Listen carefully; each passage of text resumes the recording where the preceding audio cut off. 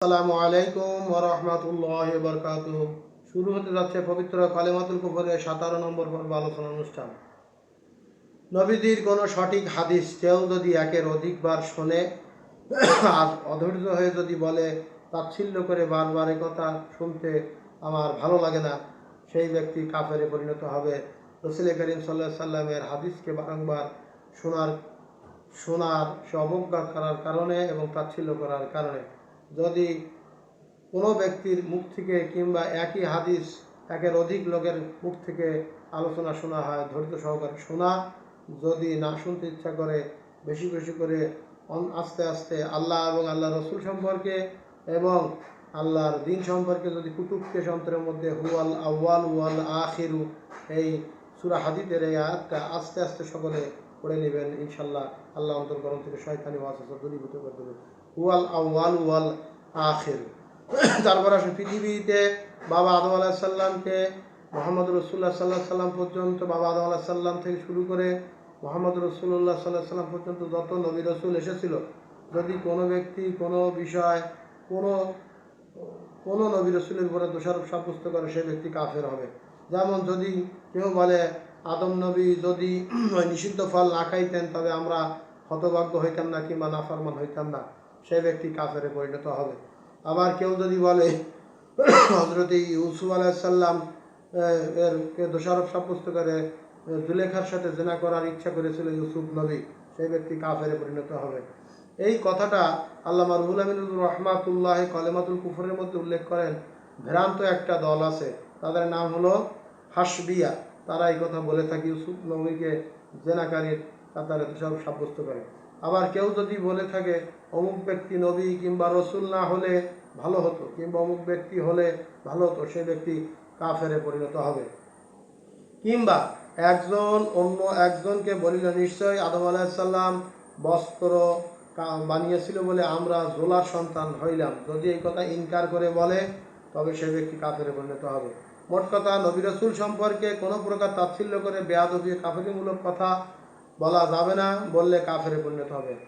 আজ পৃথিবীতে বিভিন্ন জায়গায় মানুষ বহু ধরনের আমল কালাম করে আসছে, কিন্তু ইহুদি নাসারারা খ্রিস্টানদের সবচেয়ে বড় প্ল্যান হচ্ছে রাসূল করিম সাল্লাল্লাহু আলাইহি সাল্লামের শানে যদি বেয়াদবি করাইতে পারি এই উম্মতের, তার যতই ভালো আমল করুন না কেন তাহলে কোনো কাজে আসবে না। যদি আমরা প্ল্যান করে রাসূল করিম সাল্লাল্লাহু আলাইহি সাল্লামের শানে, তার আহলের শানে, তা আল্লাহর মাহবুব বান্দাদের শানে যদি বেয়াদবির বাজারটা গরম করিয়ে দিতে পারি, তাহলে আর কোনো ইবাদত আল্লাহ দরবারে কাজে আসবে না। ওরা তো জানে, ওরা তো কোরআন পড়ে, কোরআন সম্পর্কে ওদের জ্ঞান আছে, অতএব ওরা জানে অতএব কীভাবে মোহাম্মদ রাসূলুল্লাহ সাল্লাল্লাহু আলাইহি সাল্লামের মহব্বত, তার আহলে বাইতের মহব্বত, আউলিয়া কেরামগণের মহব্বত অন্তর্করণ থেকে সরিয়ে দিয়ে যায়, আক্কানি আলেম রব্বানীদের মহব্বত সরিয়ে দেওয়া যায় অন্তর্করণ থেকে, এই প্রচেষ্টায় তারা আছে। অতএব তারাই হলো কাফের। আল্লাহ রাব্বুল আলামিন বলতেছেন পবিত্র কোরআনুল কারীমের 15 নম্বর সূরা, সূরা হিজরের 10, 11, 12, 13 নম্বর আয়াতে দেখি আল্লাহ তাআলা এখানে কি বলতেছেন। আল্লাহ তাআলা বলতেছেন ওয়ালাকাদ আরসালনা মিন ক্বাবলিকা ফি শিয়াইল আউয়ালিন ওমা ইয়াতিহিম মিন রাসূলিন ইল্লা কানু বিহি ইয়াস্তাযিউন। হে নবী, আমি আপনার পূর্ববর্তী সম্প্রদায়ের মধ্যে যে সমস্ত নবী রসুল প্রেরণ করেছি ওদের কাছে এমন কোন রসুল আসেনি যাদের সাথে ওরা ঠাট্টা বিদ্রুপ করতে থাকেনি। কারণ আল্লাহ পাক বলতেছেন কাযালিকা নাসলুকুহু ফি কুলুবিল মুজরিমিন লা ইউমিনুনা বিহি ওয়া ক্বাদ খালাত সুন্নাতুল আউয়ালিন। এমনি ভাবে আমি এ ধরনের বেয়াদবি আচরণ পাপিষ্ঠদের অন্তরে বদ্ধমূল্য করে দেই, গোমরাহি করে দেই। কারণ অপরাধী ব্যক্তিরা সঠিক দিন ইসলামের উপরে বিশ্বাসী নয়, বরং পূর্ববর্তীদের মাঝেই এমন রীতি চলে আসছে। অতএব শুধুমাত্র আল্লাহ রাব্বুল আলামিনকে অপরাধীরা অনেক সময় আল্লাহ তাআলাকে মেনে নেয়, কিন্তু তার রসুলের শানে বেয়াদবি করে, নবীজির বেলায় বেয়াদবি করা শুরু করে দিয়েছে। এটাই ইহুদি নাসারাদের প্ল্যান।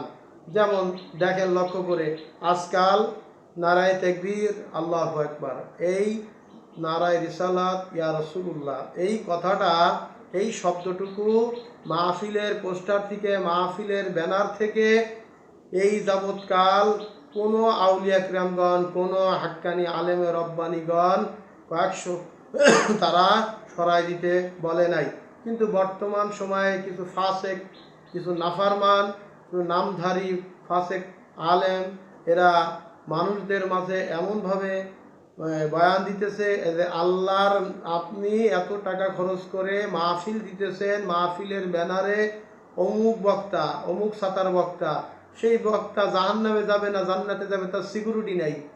অমুক বক্তা আন্তর্জাতিক বক্তা, তার নামে আমি পাগল। কিন্তু একবারের জন্য আপনি চিন্তা করলেন না আল্লাহর পরে যার শান, যার মান, যেই রসুলের উম্মত হয়ে আমরা সৌভাগ্য অর্জন করেছি, আমাদের আল্লাহর কাছে সবচেয়ে সম্মানিত হয়েছি, সেই রসুলের নাম এই মাহফিলের পোস্টারে, ব্যানারে আল্লাহর পাশ থেকে শিরকার বাজে ফতোয়া দিয়ে সরিয়ে দেওয়া দিতেছে এক শ্রেণীর ফাসেক জালেমেরা।